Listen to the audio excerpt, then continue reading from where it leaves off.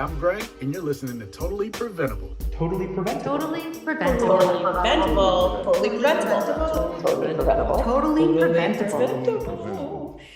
Hey, Polly. Hey, Greg, how are you? I'm all right. What we got on deck for today? We have, it's a mouthful, so I'm going to read. We have right. Chief Kenyon, who's the chief of EMS for the Providence Fire Department. This is cool. Now, he's, if memory serves me correctly, he's the name behind Safe Stations. Yes, yep, in Rhode Island Safe Stations. Right. Yep. So he saw a need, went out and found this program, did the research, and made it happen. Quickly too. Like nothing in Rhode Island happens that quickly. I feel like anywhere. Right? So this is gonna be good. Yeah. Can't wait to hear about it, see what's going on. I know that we used to have one out here in Newport County, but I don't think we have them anymore. We have a safe station. So safe station is really fire stations, but there's like a hybrid one in the Tiverton police station. So a little bit different model, but same concept. All right. So without further ado, today joining us on the Totally Preventable podcast, we have the EMS Chief of the Providence Fire Department, Zach Kenyon. How are you doing today, Chief Kenyon? I'm doing excellent. Thank you for having me. How are you guys? Doing pretty good. yeah, pretty good. Yeah, nice sunny day for once. Yeah. Yeah, I'll take it. And for a little bit, who knows what later will bring, right? It is Rhode Island. So, Zach, we know you're doing tons of great things in Providence, but we really want to hear about safe stations, which probably seems like old news, but it's such a great program, and we know you were instrumental in it. So we would love to hear about the program. Sure, and thank you. So it is kind of an old program, if we'll say, because it's now going on to year 5 of the program, but it's very important to me that we talk about it as much as possible, because we still have plenty of people to help. The overdose crisis in Rhode Island is something that's actually escalated over the last couple of years with COVID. And I wouldn't say that the overdose crisis is totally preventable, but I do believe that we are able to save people and change the way things are going. And so Safe Station is designed for people when they want help, they know where to go. So I'll give you a quick rundown of the program so you have an idea, and maybe the listeners who don't know what it is know. What it is all 12 of the fire stations in Providence, Rhode Island are dedicated spots where somebody can come to at any time, 24/7, ring the doorbell, ask for help with substance abuse of any type. It doesn't have to be opioid, although we started with opioids in mind. And within 15 minutes, we bring peer recovery coaches from Anchor Recovery to the fire station to help that person get on the right path to recovery. And so it's a great program. It's free. You don't have to be from Providence. You don't have to be from Rhode Island. You just have to get to one of my fire stations. If there is nobody in the fire station, we have signs on the side of the fire station with a number to call. So you can ask when somebody will be returning, or maybe the next best location to go to. But that hasn't really happened that I know of, or I haven't been informed of that happening. So the goal again is to just give people an access point. We know that when people decide that they're ready for recovery, it could be Sunday morning at 2 a.m. It could be right now, Tuesday afternoon at 12:10. And the big problem is when they've decided to make a change, where do they go? Who do they call? What do they do? So we want to give them at least 12 known locations in the city of Providence to just show up, and we will get you help to the best of our ability. And so what I try to tell people is the real stars of the program are my men and women of the fire department, who are your initial contact. What they do is they welcome you into the station. They'll check your vital signs and just make sure that you're well within limits to be transported by a recovery coach someplace. Not many questions asked. We just like to know your name, your address, what substances you are using, so we can pass on to the recovery coaches. And that's really it.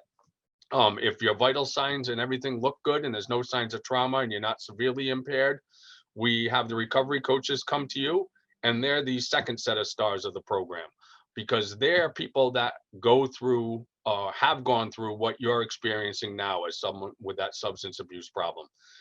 They can connect with you.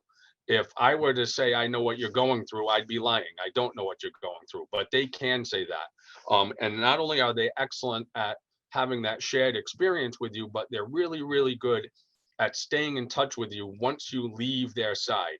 So they can check on you and see what's going on and try to make sure you're staying on the right path. Because really you need somebody to connect to help you through this. Not everybody has the same path to recovery. I, for example, might need to just talk to somebody and change my lifestyle. Somebody else might need inpatient program, and that's where they know what to do and how to guide you on those steps. So it's a very simple process. If you have any substances on you, we have a way to get rid of those for you. Again, we're not calling the police. That's not our goal. Our goal is to get you help. And so we'll discard of that stuff for you and get you into treatment. So very easy. The biggest problem for us is, again, getting the word out. So that's why I'm always happy to do these types of shows, because we need more people to know about it. It is something that sounds so simple, but we don't have as many people utilizing the program yet as we want. So that's our biggest challenge to date. We've tried, I think, every type of advertising that we can think of, but it's a different world than when you guys and myself were younger and we had 3 TV stations and a newspaper that everybody read and radio stations that everybody listened to. The days of social media and different outlets for getting information has changed the course of how we do things. But we still try to just get the word out and let people know that we're a service that's available. And since we've started in Providence, we have other communities that have joined us. I know Newport was running it at one time. I don't believe they're still up and running now. They are not. I know Woonsocket started it, Smithfield, Pawtucket, East Providence, Bristol PD started something. I believe Tiverton might have started something through their PD. Fall River Fire has it. So if you're in the East Bay and you can't make it all the way to Providence, stop in Fall River or Tiverton or one of the other locations. We have the same logo everywhere. So if you see a sign on the side of the building that says Save Stations and has a logo that looks like a fire truck in a firehouse, or maybe a police car inside a police station, that's our logo to identify with anywhere in the state. So you don't have to just come to Providence. Each town does things a little differently. I believe we might still be the only one that's getting recovery coaches to you in under 15 minutes. So if that's something you're looking for, please get to Providence. Again, you don't have to be from here. I don't care if you fly in from Alaska tomorrow morning and you need help, ring our doorbell. So that's really kind of the skinny of the program. Do you guys have any questions or anything you want to know about Safe Station at all? Nope, that's it. Thank you. Bye. No. That was a good rundown. So, but how did this come about? Where did this come from? What was the driving force to bring it to Rhode Island? Like, how did you, I know you're instrumental in bringing it here. How did you get introduced to this? So I actually found it on social media way back when, that it had started in Manchester, New Hampshire. A firefighter there, Chris Hickey, had started it. I called him to ask him if I could borrow the idea and use it here in Rhode Island, and he shared all of his knowledge and what he had done, and connected me with Chief Brian Rhodes from Nashua, New Hampshire, who also started. I believe, unfortunately, both programs in New Hampshire have since closed due to funding issues. But they were very good at just openly sharing, which I have now done with every community that's asked me. You know, it's a process where we're trying to get people help, right? And it doesn't matter if you're New Hampshire or Rhode Island. I've helped people in Minneapolis, Cincinnati. I'm trying to get places, any place that's willing to open a Safe Station program, I'll share everything that I have so they can do something. So what happened back in October of 2017, I was in this role and I was asked to go to a community overdose engagement meeting, meaning the Department of Health had notified me that Providence was above its expected threshold of overdoses for a given period of time. And so they asked us to come in with a plan of what we wanted to do. So I went into that meeting with the idea of starting Safe Station. And then it was a whirlwind after that. I believe it was record time for getting the state involved in getting something up and running, because that was mid-October of 17, and January 1st of 18, we opened up as all 12 fire stations running. That's super fast. Yeah, very fast. States involved, yes. Yeah. And so for other communities that might be interested in doing this, really the cost involved is very minor to the community because you already have a lot of the structure in place. You have your fire departments, you have your police departments, you have the personnel that staff those departments 24/7. So really you're looking at getting in touch with an agency that's willing to provide support to come to you. And then working out the financials with that agency on if they're going to cover it, if you're going to cover it, how you're going to do it. So for example, Fall River tailored theirs, so they're not 24/7 like we are in Providence. I believe they might be 9 to 9 or something along those lines. And so it doesn't have to be exactly what we do, right? You have to find something that can work for your community and then take the bits and pieces of everybody else that's doing something good and structure something that works for you. And so obviously remote locations like Little Compton, we've talked about it. Polly, it could be difficult to get somebody out there in a timely fashion because it's going to be a long commute for somebody to get that far. Does that mean it can't work? No, you just have to find ways to overcome those obstacles. And I think most people in public safety really take an oath to help people. And this is just a different way to help people. You know, I spent 16 plus years on Rescue 4, our ambulance in Providence, Rescue 4, which is one of the busiest in New England, does about 6,500 calls a year. And I had seen plenty of overdoses, plenty of repeat people for overdoses, plenty of alcohol addiction and other type of substance abuse. And it's a frustrating process because you see the same people over and over again, and you take them to the hospital and you don't feel like they're getting help, and you kind of feel helpless yourself in helping them because again, I can't connect with what their issue is.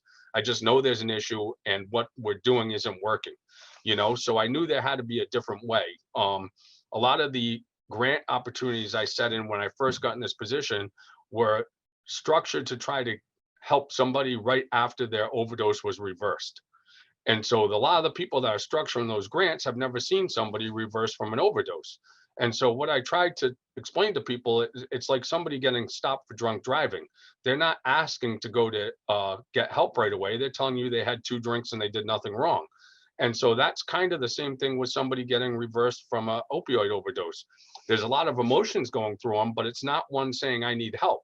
There's a lot of denial, there's a lot of embarrassment, there's regret, there's everything but saying I need help. So I thought that was the wrong time to try to influence somebody to get help.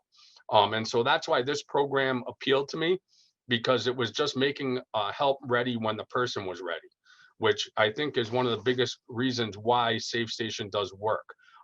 We have not had a lot of numbers. I think we're probably just over 400 people that have come through, but I believe we're well over 50% still in our long-term success for recovery. And so that's the key, right? Is, we also live in a world where grants are concentrating just on numbers. And so that's a bit frustrating too, because I want people to know that if we've changed one life, you've changed a lot of lives, right? It's not just that person, right? So if I had a problem and you can help me change my life, well, I have 3 daughters' lives who would be changed. I have a wife's life who would be changed. I have a mother and a father, a brother, friends, and so on. So exponentially, you reach thousands of people, right? And so that one life is a big difference. And so, grant world is very different. I wish Rhode Island would really find a funding stream for all these programs that are helping people. That's a direct funding stream that lasts all the time versus everybody fighting for grant money. But this is where we are, so we'll see what happens. Are there any insurance requirements to going to a safe station? Not to walk in the door and get connected with recovery coaches. Is there potentially insurance on the back end, depending on where you end up in treatment? Yes. I did say early on when we had a lot of different people interested in joining the program, that if you were an entity that required insurance, I didn't want you participating in the program, because I didn't want somebody to walk in the door looking for help and then being told, well, you don't have insurance, we can't help you, goodbye. And so people were very honest early on in those first meetings, and they said, no, we require insurance. We are a for-profit, recovery center. And so they agreed not to be a part of it. So I think that was good. We also changed kind of loose term. There's a term, medical clearance, that people were worried about, right? People are always worried, well, why am I going to take Zach directly into the program when he hasn't gone to a hospital and been medically cleared first? So that's a topic that's driven me crazy for all the time I've been in rescue in Providence, because I have no idea what medical clearance means. We used to get called to group homes to medically clear people. We'd get called to facilities to bring people to a hospital to be medically cleared, which they're full-fledged facilities with doctors and nurses. And I'm like, am I just checking their vital signs? Do you need a drug screen? What is it? Because this is kind of silly. So actually a doctor helped out tremendously with that. Dr. Otis Warren, who was one of the first people to start the recovery navigation, which was like that was a drop-off center for intoxicated individuals. Eventually that got overtaken by what's now BH Link. But he came in and he had written a paper and talked to the doctors about that subject, that what is this medical clearance? Why are we duplicating efforts and taking people from a medical facility to a hospital to take them to another medical facility when we already know what's going on with the person? So that's kind of been a bridge that we were able to get across. And now people are willing to accept people right from safe stations with our vital signs and what we've assessed, versus them going to a hospital first. Because a lot of times these individuals have already been in hospital settings, and there's unfortunately still a stigma in the hospitals, whether you like it or not. The hospitals are overcrowded. There's compassion fatigue amongst the workers a lot of times. And if they've seen the same person 40 times already, what's to make them think that the 41st time is the magic time, and so we try to avoid the ER if we can. Sometimes we still have to go to the ER depending on the options at the moment, but we try to do the best we can. Do you have to be under the influence of whatever substance you're using to go to a safe station? No, absolutely not. You can be, so if you are slightly under the influence, we will take you, as long as you're able to communicate and walk and talk a little bit. We have had a situation where somebody showed up for a safe station, and by the time the recovery coaches came, he was out cold. So we were not to the hospital because he couldn't move. He walked in the door, and in that short time, and I think that was alcohol more than any other substance. We have had a few times that we've had people under the influence and we didn't feel safe calling the recovery coaches. I believe those were instances more with the potential of crystal meth on board or something like that. It wasn't an opioid or alcohol, and the person we didn't feel it was safe to send with recovery coaches and for their safety. But that hasn't happened a ton. Most of the time, the people are at that brief moment or that window of opportunity where we can change things, and so they're not necessarily under the influence.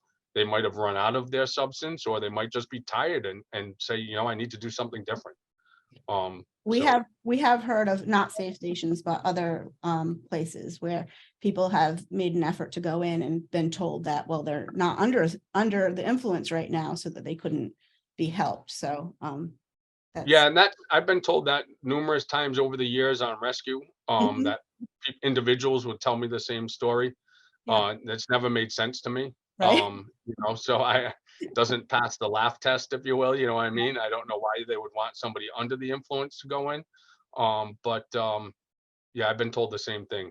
So I mean, there must be some validity to it if it's been around that long and been going on. Yeah. What is the journey going to be for a possible community that's looking to start up a safe station?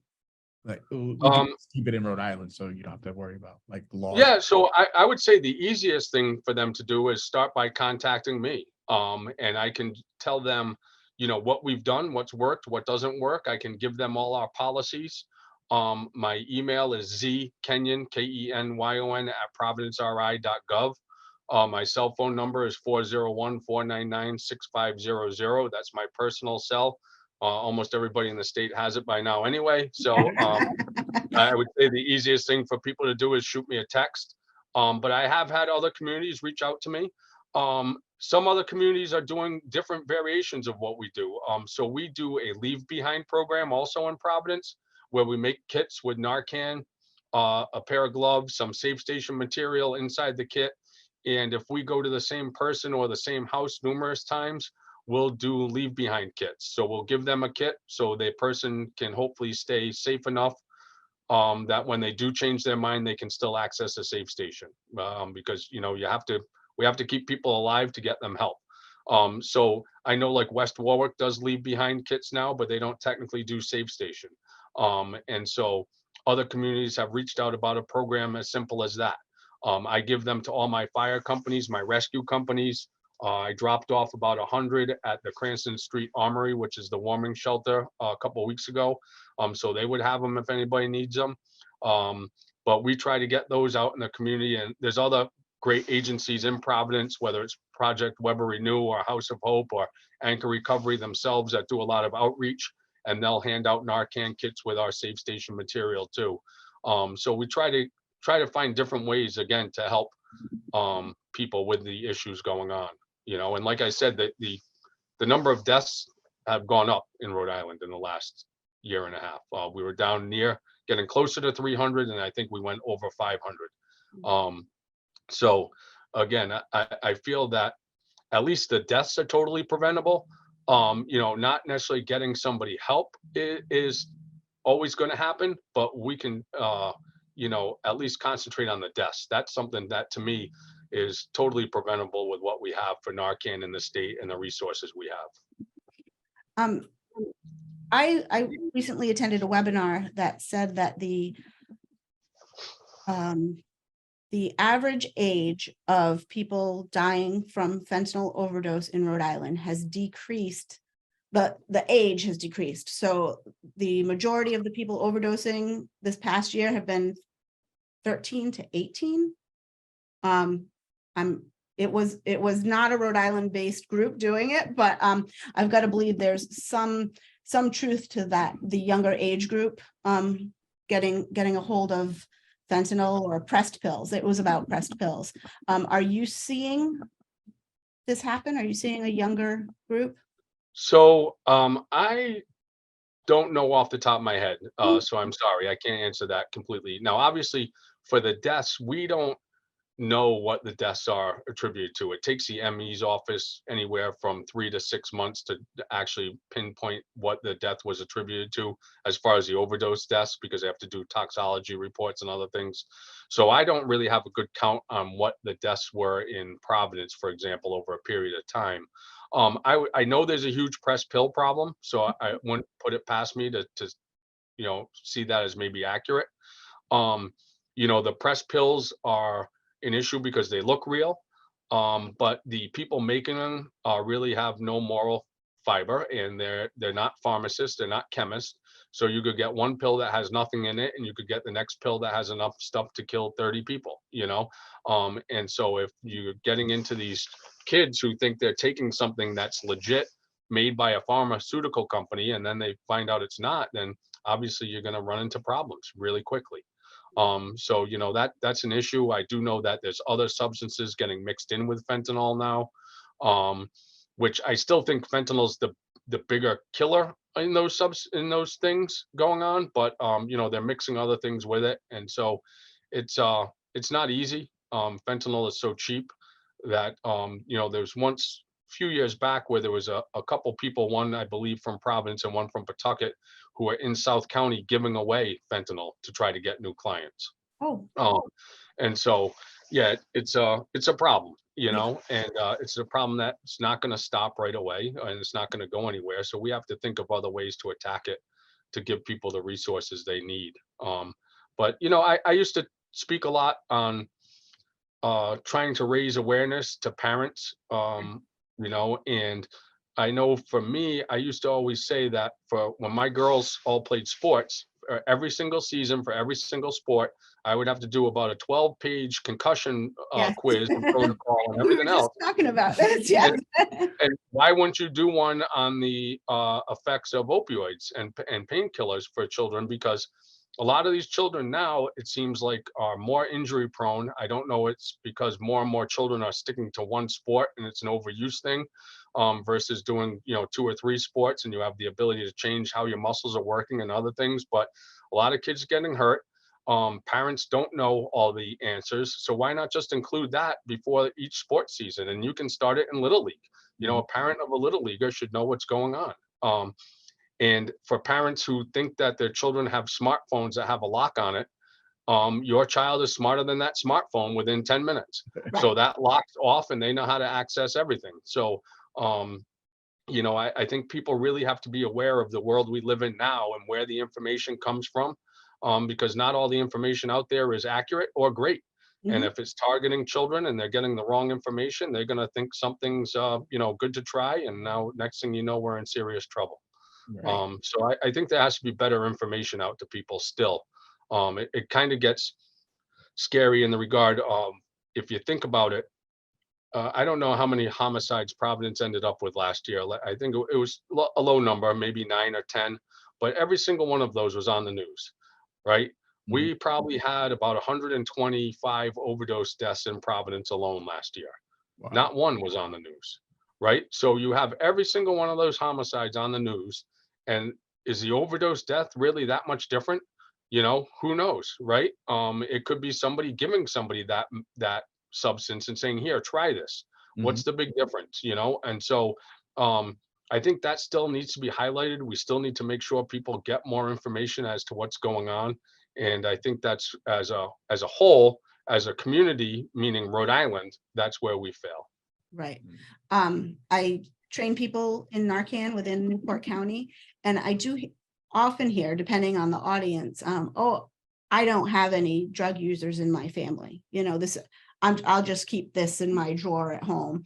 But I think people don't realize that it's not just people that use drugs all the time. It's also college kids that think they're just getting an Adderall from a friend to do some studying, and all of a sudden there's fentanyl in it. Or I heard a story about a younger kid who had some kind of dental stuff and was on Percocet, and severe pain 2 weeks later.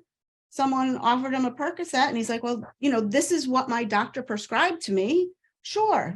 And then there's fentanyl in it, so it's not always the people you think that are at risk for Yeah, overdose. and as far as Narcan, I know there's still even a stigma on Narcan. Yeah. People still complain, well, why are we getting that for free for somebody who's got an addiction problem when I gotta pay for insulin and other issues? And I carry it in my personal vehicle. I carry it in my work car. My children, I've given it to them to carry in their vehicles. Over 33% of all overdoses happen in public places. Mhm. And I'll give you a quick story. Just before Christmas, I had a Friday off and I was coming home from Tiverton area back into Little Compton, and I came along a car accident. There was a car hit a pole and then it went into a guardrail on the side of the road in Tiverton, and 3 other cars had stopped.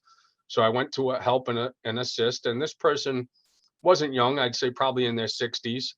And as I was assessing the individual, I noticed that their pupils were very constricted, what we call pinpoint, which is usually a sign that there's opioids on board. And the person wasn't making a ton of sense. And I asked, there was actually an off-duty Westport police officer there. And so I asked him to watch the person for a minute, and I ran to my pickup truck and got my dose of Narcan I had in there. And I came back, and by the time I came back, I thought this person had gone into cardiac arrest. They had stopped breathing. Their color had gotten awful. So I gave the first dose of Narcan. Luckily, the Tiverton police showed up and they had more Narcan. I actually ended up giving 3 doses of nasal Narcan prior to the fire department arriving, which the person was now breathing better, still not fully alert. I think part of the problem was they were still sitting upright in the car. We couldn't get them out due to where the car was located. So I don't know if the nasal spray was taking effect as quickly going up in that route. But anyway, the person ended up, talking and able to get them out of the car and get them into the ambulance to take to the hospital. But, here's a sign where it's a Friday about noontime in Tiverton, Rhode Island, not a place you expect, with a 60-year-old person-ish, 60-ish, that drove off the side of the road because they were in my mind, they were clearly under the influence of an opioid. Yeah. Because Narcan changed the effect of the person. So you never know. It's not the person with a needle in their arm behind a dumpster on Broad Street in Providence anymore. This is somebody who lives in Newport and Portsmouth and Middletown and Tiverton and Little Compton. It's also somebody that lives on Blackstone Boulevard in Providence that, plays golf on the weekends and takes a couple bikes because their back hurts from, taking too many swings because they're not that good. And so, it's happening. And so people need to open their eyes to that a little bit and not just think that this is a city problem that's, confined to the people that are homeless and that's the way it is, because that's not true. Now, this may not be an issue, but I know when I first started hearing about safe stations, I had a misconception as to what it was. So this is not a safe use area. It's not some place where you go and you use safely. This is some place where you're going for recovery. Correct. Yeah, and so I know that's being explored in Providence. I don't know where they are with that step now into a safe use place. We've actually tried to ask if we can kind of get away from using the word safe and everything, because this is kind of the confusion that you get to, right? And so people often confuse safe stations with that. I borrowed the name from New Hampshire. That's what they were calling it in New Hampshire, so I stuck with it. I feel it's pretty much branded now, so it'll be difficult to change away from it. But that is a confusion sometimes. No, we are not a safe consumption site. We are somebody looking for recovery, and we connect you with recovery coaches to get you on that path. How do you combat stigma within your employees? Yep. So that was a little bit in the beginning. That was part of it to overcome. And I'll be honest with you. You have people say, "Well, I'm going to babysit an addict, and a fire is going to come in, and I'm going to miss that while it's happening." And yep, that's what's going to happen. You're going to do that. That's your job. But really, what it comes down to is it's no different than if somebody rings my doorbell and says they have chest pain. You can't just drive away and say, "Too bad, we'll get back to you later," and then they have a heart attack while you're going to a fire. That's not our role. We're here to serve people for what their needs are. And unfortunately for people that want to fight fires, 75% of what fire departments do now across the country nationally is EMS calls. So this is really the bulk of what we do. And I got those complaints early on. I brought in recovery coaches to talk to my members, every single member on the job, and kind of give them an idea of who they were and how they got to where they were. But I've actually seen nothing but great compassion and understanding from my men and women. And I think part of it is you'd be surprised at the number of people that called me or text me on the side to say, "Hey, my cousin has a problem. My brother has a problem. My sister has a problem. What do I do? Where do I go?" And so again, because this problem is so broad and affects so many people, we have, close to 400 people on the Providence Fire Department. There are going to be people that have family members that are affected by this problem. And, I think when people understand that and they know that, and whether it's friends or family, they realize that, hey, this is helping people. I talked to a Rhode Island College nursing program. In fact, I have to speak to them today at 2:00. These are nurses that are getting ready to graduate, and I talk about the opioid problem. And usually what I ask in the beginning, unfortunately it's on Zoom, so it's not as effective, but I'll say, how many people in here have ever seen somebody overdosed? And believe it or not, or known anybody that's overdosed, a lot of hands go up. If I had asked that 10 years ago, even if somebody had, they probably wouldn't raise their hand, right? So stigma is going away a little bit. Is it away enough? No. But it's become so prevalent in society, whether it's somebody that's out at a club that gets handed a wrong pill, when they overdose, or something else is going on, that I think there's a little more acceptance from us, and what I tried to tell people in Fall River when I went down there to talk is it better for me to go out to a house at 3 a.m. and go up to a 3rd floor of a dark house and try to start an IV on somebody to give them Narcan to get them able to get out of the house and save their life? Or is it better for them to come ring my doorbell and say, "I want help"? And so rather than me coming to you at a time of crisis, I want you coming to me at a time of hope, is really what it comes down to. And I think when people see that, it becomes much better. Is there anything that's coming into the safe stations that's catching you off guard or starting to be alarming? Is there something that's like on the horizon possibly, or are you seeing? No, I mean, I know. So one of the beauties I think of Safe Station is that, again, we were set up for the opioid crisis, but that's not what we're limited to. So if you have any problem and you want to ring our doorbell, we'll try to connect you to people that have issues. Not every single recovery coach had an opioid problem. There are recovery coaches that had alcohol issues. There are recovery coaches that had cocaine issues. So it's not designed just for opioids. And that's why I think it can last pretty much forever. Because if you understand the substance is always going to change, and Rhode Island's always behind the times. So in 70s you were in LSD and other things. In the 80s you got into crack cocaine and other stuff going on. Then it was heroin, and then it's on to fentanyl. So the substance will always change. But we can be here as a constant to help you with whatever that substance abuse is. And I think that's what really makes it something that can be a long-term aid in Rhode Island from now until we can get rid of all these bad substances on earth. So I think that's the beauty of the program. People still think it's just for opioids. It's not. In fact, most people who enter into safe stations are polysubstance abusers. And I think that kind of goes across the board with most people that have substance abuse problems anyway. So when they list what problems they have, it's usually alcohol and fentanyl, or cocaine and fentanyl, or whatever it is. There's more than one substance. Do you have words of encouragement that you can provide to those police stations or fire stations that may not be seeing the huge traffic right now, or just something that to help them keep going, especially if they're on the fence about ending the program? Yeah. So again, I would say most of what you need to run the program is already in place. Right. So you really don't, I don't really see a great need to end a program. And we go back to, what we talked about earlier. That one person that might come in tomorrow can reach a lot of people. That can change hundreds of lives, with that person's changing their life in particular. And it's still a human life. So let's not just take it as a number and say we need X number of hundreds of people to come through the door.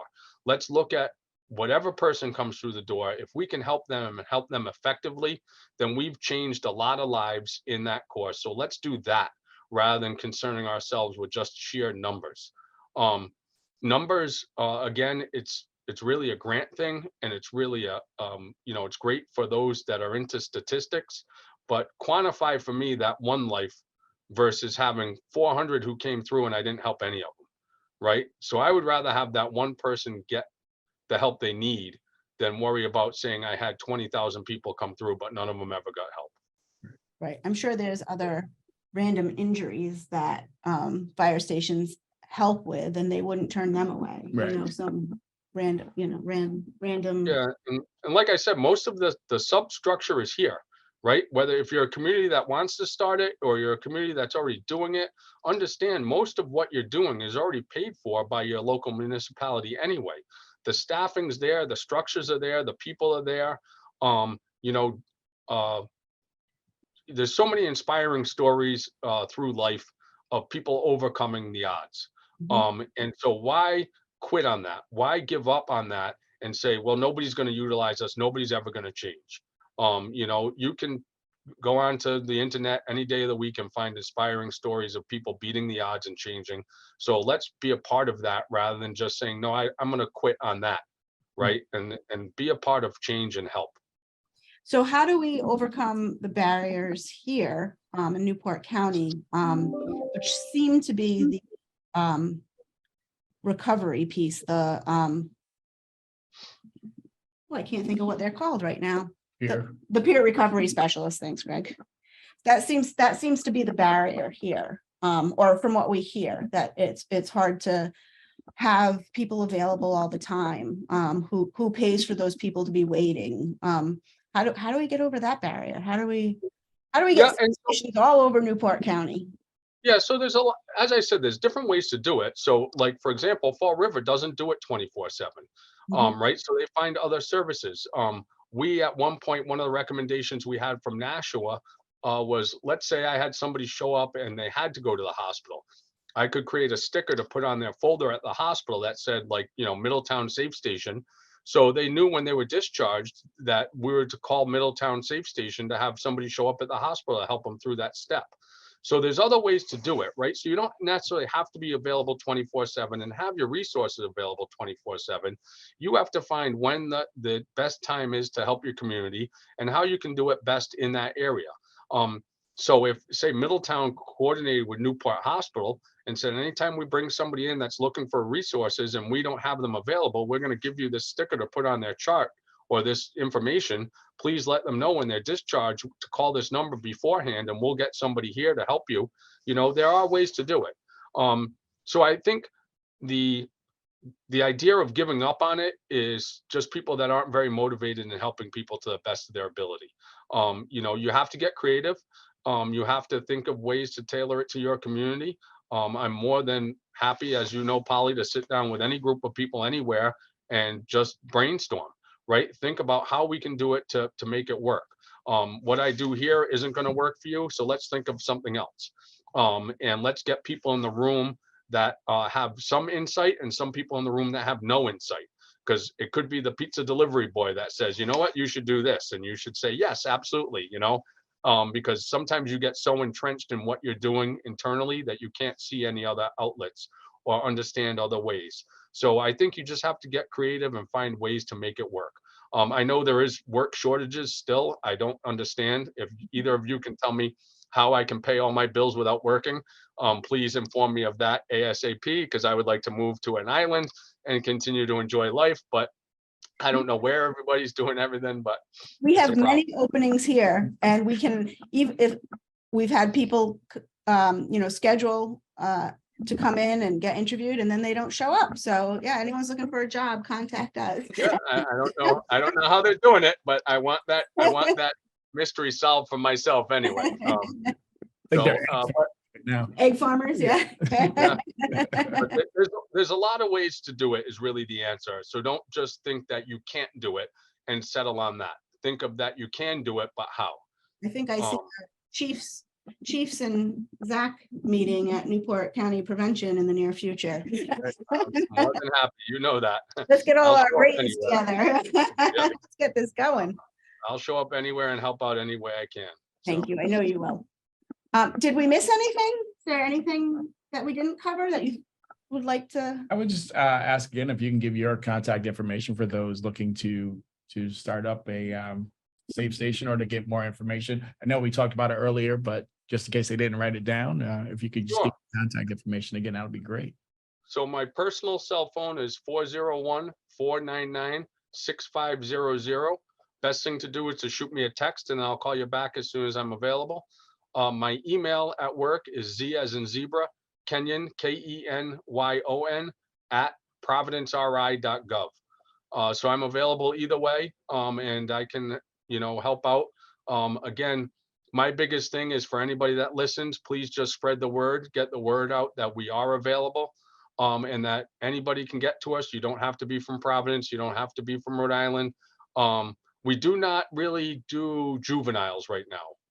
So an unaccompanied juvenile would probably go to Hasbro Hospital, just so you know. But for any adult that has any substance abuse problem, doesn't have to be limited to opioids, get to one of my 12 fire stations. PVD Safe Stations with an S.com is the website. You can go to that and find all the information. Polly, I have stickers with QR codes. If you need them to hand out anywhere in the East Bay, please Awesome. let me know. People can scan those and go to where they need to go to the website and find out where all the 12 stations are. I'll get both of you some t-shirts if you don't already have them. So, you know, but we'll make sure you guys get those. I think I just have large and extra large left, but we'll get them down to you. And, you know, just get the word out. Please let people know that they have an option not to quit.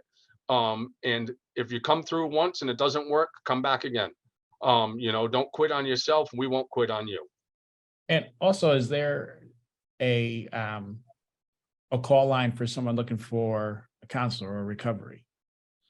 So I think BH Link still has a call line. I think it's actually turning into 988 nationally. That's kind of like the mental health type of call line. So people can call that if they need to.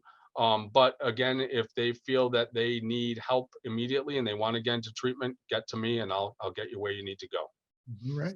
Awesome. Thank you so much, Zach. This has been great. And hopefully we can get the word out more about safe stations. Yeah, and let me know for anything you need in the future. Okay, we will. All right. See you. Thank you. Thank you, guys. Have a great day. I'm Polly, and you've just listened to Totally Preventable. Totally preventable. Totally preventable, totally preventable. Totally preventable.